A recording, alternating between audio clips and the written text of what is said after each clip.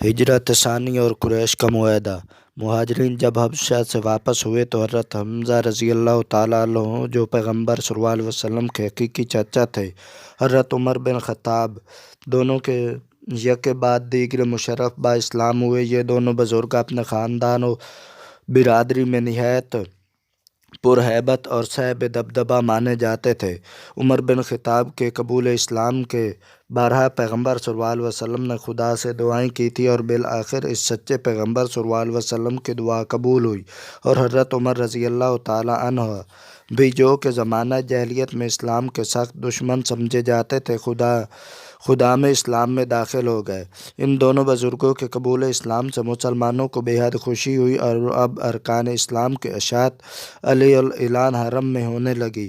اس سے پہلے ارقم بن ابو الرقم کے مکان میں ہی نمازیں ہوتی اور وہیں تعلیم اسلام دی جاتی تھی۔ قریش نے جنگ و پیکار سے اعلان کو روکنے کی بہت کوشش کی، لیکن عمر بن خطاب اور حضرت حمزہ بن عبد المطلب کے دبدبہ نے سب کو بدحواس کر دیا۔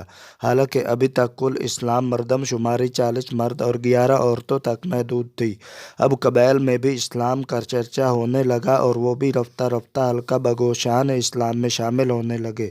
یہ دیکھ کر قریش سے رہا نہ گیا اور انہوں نے مشورے کے بعد بنی ہاشم کو چیلنج کیا کہ وہ محمد صلی اللہ علیہ وسلم کو ہمارے سپرد کر دیں تاکہ ہم ان کو قتل کر کے آتش حسد کو بجھائیں، اور یہ تمام قریش آج سے تمہارا بائیکاٹ کرتے ہیں۔ بنی ہاشم نے محمد صلی اللہ علیہ وسلم کو حوالہ کرنے سے انکار کر دیا اور ابو طالب بنی ہاشم کو لے کر ایک گھاٹی میں چلے گئے، اور قریش نے معاہدہ مرتب کر کے جس میں بنی ہاشم کے مقاطع سوشل بائیکاٹ کا فیصلہ تحریر تھا اور تمام سرداران قریش کے اس پر دستخط تھے، کعبہ کی چھت پر لٹکا دیا۔ اس وقت سے بنی ہاشم تنہا پہاڑ کی ایک گھاٹی میں رہنے لگے اور کھانے پینے کی تمام مشکلات کو صبر سے برداشت کرتے رہے۔